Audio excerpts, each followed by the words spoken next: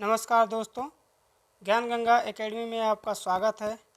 आज हम बात करने वाले हैं कर्नाटका हाई कोर्ट के एक डिसीजन के बारे में कि कर्नाटका हाई कोर्ट ने हिजाब मामले में क्या निर्णय दिया है और उसके कानूनी पहलू क्या हैं।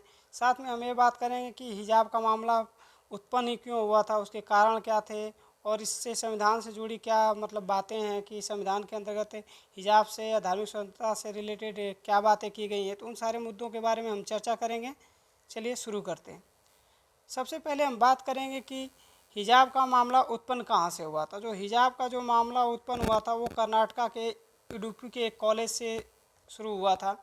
वह क्या था कि जो कर्नाटका के उडुपी ज़िले के जो एक गवर्नमेंट प्री कॉलेज में छात्राओं को हिजाब पहनना पहले अलाउड था। शुरुआत में क्या था पहले कि छात्राएं स्कूल में तो हिजाब पहन के आ सकती थी, लेकिन क्लास के अंतर्गत हिजाब बैन था। लेकिन क्या हुआ कि किसी मामले बस दिसंबर के महीने में कुछ छात्राएं हिजाब पहनकर क्लास में जाने का प्रयास की, हिजाब पहन के क्लास के अंदर प्रवेश किया। और इसके बाद क्या हुआ कि स्कूल प्रशासन ने उनको क्लासरूम के अंतर्गत हिजाब पहन के पढ़ने से रोका और उनको सरकारी अपने स्कूल के यूनिफॉर्म के रीजन दिया कि सभी छात्र छात्राओं को क्लासरूम के अंतर्गत अपना यूनिफॉर्म पहन के बैठना है।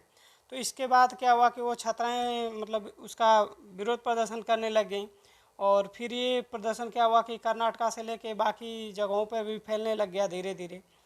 तो बेसिकली लोग इसके बारे में बातें क्यों कर रहे थे, लोग और छात्राएं उसके अपना हिजाब पहनने के लिए प्रदर्शन क्यों कर रहे थे। तो छात्राओं का मत था कि जो हिजाब है जो हमारा इस्लामिक प्रैक्टिस का जो इस्लाम का जो अभिन्न अंग है और हमें अपने धार्मिक आज़ादी का जो मौलिक अधिकार प्राप्त है कि हम अपने धर्म की स्वतंत्रता है और हम अपने धर्म के हिसाब से अपने प्रैक्टिस कर सकते हैं, पूजा पाठ या फिर जो भी उसके रिलेटेड ड्रेस है वो हमको पहन सकते हैं। तो इसलिए छात्राओं ने किया कि कर्नाटका हाई कोर्ट में अपील दायर की कि हमें हिजाब पहन के क्लासरूम में बैठने दिया जाए। तो ये मुद्दा था। चलिए फिर देखते हैं कि हाई कोर्ट ने निर्णय क्या दिया है। तो जो हाई कोर्ट ने अपना फैसला दिया है उसके दो आधार हैं। तो जो कर्नाटका हाई कोर्ट के जो चीफ जस्टिस हैं वो हैं ऋतुराज अवस्थी। ये नाम याद रखना है, किसी कंपटीशन जो अभी होने वाले हैं कोई एग्ज़ाम्स उसमें पूछ लिया जा सकता है क्योंकि ये मुद्दा चर्चा में है। तो कर्नाटका हाई कोर्ट के जो चीफ जस्टिस हैं वो हैं ऋतुराज अवस्थी। इन्होंने जो अपना निर्णय दिया है वो दो बातों पे बेसिकली दिया है। क्या बोला है कि पहला जो क्वेश्चन था कि क्या हिजाब पहनना आर्टिकल 25 के तहत धार्मिक आज़ादी के अधिकार में आता है। जैसा कि हम जानते हैं कि अब हमारा मौलिक जो अधिकार हैं, हमारे संविधान में कुछ मौलिक अधिकार दिए गए हैं जो कि आर्टिकल जो 12 से लेके 35 तक के बीच में अलग अलग अधिकार दिए हैं। उसके अंतर्गत क्या है कि धार्मिक आज़ादी का जो अधिकार है वो आर्टिकल 25 के अंतर्गत है। आर्टिकल 25 के अंतर्गत ये लिखा गया है कि देश के सभी व्यक्ति चाहे वो किसी भी धर्म का हो उसको अपने धर्म के हिसाब से पूजा पाठ करने, उसका प्रचार प्रसार करने या फिर उसके हिसाब से अपना जो भी प्रैक्टिस है वो करने का अधिकार है और उसके ऊपर कोई भी रोक नहीं लगा सकता। तो इसलिए ये जो भी इसका हिजाब के समर्थन कर रहे हैं, जो भी छात्राएं हिजाब पहनने के समर्थन कर रही हैं वो अपने मौलिक अधिकार का वो दे रही हैं कि हमारा जो मौलिक अधिकार है कि हम अपने ड्रेस को पहन सकते हैं और उसको पहन के कहीं भी जा सकते हैं। उसके साथ में ये जो एक और मौलिक अधिकार आता है आर्टिकल 14 और 15, उसके अंतर्गत भी ये बोला गया है कि धर्म के आधार पे किसी के साथ भेदभाव नहीं किया जा सकता, कानून के सामने सभी बराबर हैं। तो ये जो सारे मौलिक अधिकार दिए गए हैं हमारे संविधान में, उसी के आधार पे छात्राओं ने अपना जो पिटीशन दायर की थी। एक तो ये मुद्दा था कि क्या हिजाब पहनना आर्टिकल 25 के अंतर्गत धार्मिक आज़ादी का आता है, और दूसरा मुद्दा ये था कि क्या स्कूल यूनिफॉर्म पहनने को कहना इस आज़ादी का हनन है, क्योंकि स्कूल प्रशासन ने उनको स्कूल यूनिफॉर्म पहनने के लिए बोला था, न कि हिजाब, क्योंकि हिजाब पहनने को मना किया गया था और स्कूल का यूनिफॉर्म पहनने के लिए उनको बोला गया था। तो इन दोनों मुद्दों के बारे में कर्नाटका हाई कोर्ट ने चर्चा किया, उसके ऊपर बहुत बहसें चली और उसके बाद उन्होंने अपना एक डिसीजन दिया। तो डिसीजन वही दिया है कि शैक्षणिक संस्थानों में हिजाब पर बैन को सही ठहराया गया है। बेसिकली कि जो शैक्षणिक संस्थान है वो अपना जो भी ड्रेस कोड लगाएंगे उसको मानना पड़ेगा और फिर उसके हिसाब से कार्य करना पड़ेगा। तो हाई कोर्ट ने जो अपना फैसला दिया है वो उसके अंतर्गत 3 अहम बातें हैं।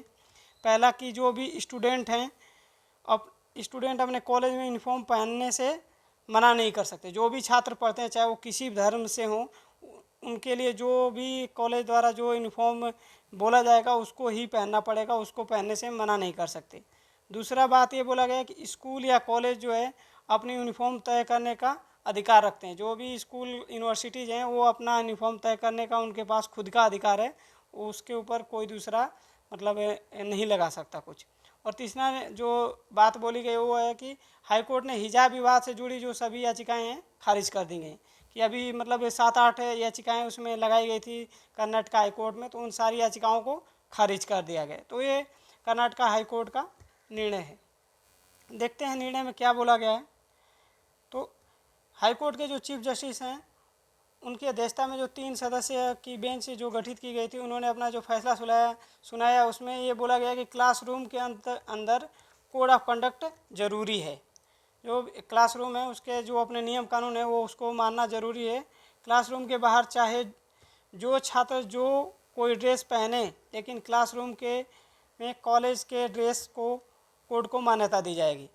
तो वही बातें बोलेंगे कि कर्नाटक हाई कोर्ट का जो निर्णय यही आया है कि जो हिजाब है, हिजाब जो है इस्लामिक प्रैक्टिस का मतलब अनिवार्य हिस्सा नहीं है। कि बेसिकली क्या हुआ था कि जब ये पिटीशन दायर की गई थी कर्नाटक हाई कोर्ट में, तो फिर कर्नाटक हाई कोर्ट के जो जज थे उन्होंने ये अपने कुरान की मतलब किताब मंगाई और फिर उसको बारे में डिस्कशन किया गया कि क्या जो ये हिजाब है वो जो इस्लाम का अभिन्न अंग है, क्या ज़रूरी अंग है। जैसे कि हर धर्म का अपना एक मतलब विशेष ज़रूरी पार्ट होता है कि उसको करना ही करना है। तो उसी बात पे कर्नाटक हाई कोर्ट ने डिस्कशन किया कि क्या हिजाब इस्लाम का अभिन्न अंग है या नहीं है।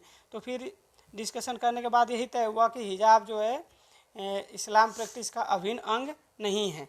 तो इस आधार पे हाई कोर्ट ने निर्णय दिया है कि जो भी स्कूल प्रशासन अपना ड्रेस कोड प्रिस्क्राइब करता है उसको ही पहनना है और कोई भी छात्र जो है उस ड्रेस को पहनने से इनकार नहीं किया जा सकता। जो भी स्कूल कॉलेज हैं उनको अपने ड्रेस कोड तय करने का अधिकार है।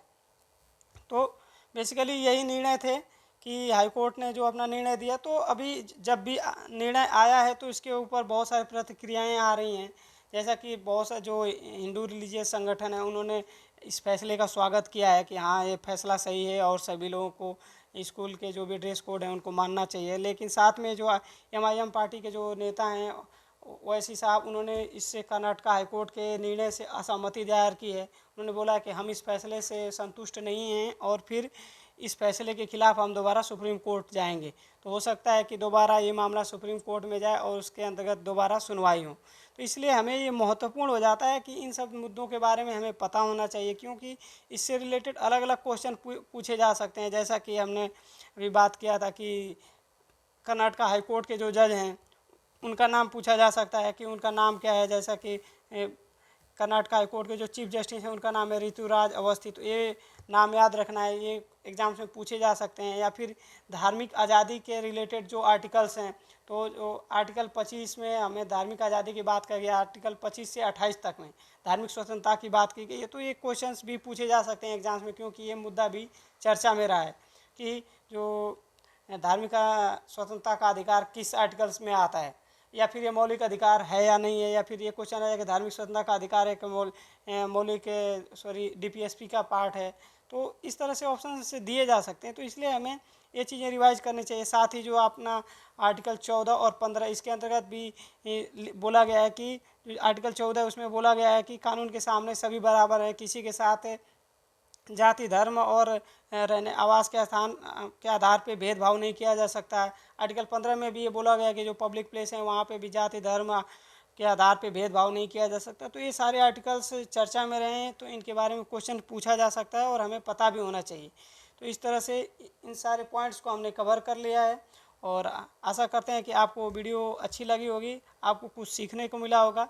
मिलते हैं नेक्स्ट वीडियो में किसी नए अपडेट के साथ। तब तक के लिए खुश रहिए, मस्त रहिए और पढ़ते रहिए। धन्यवाद।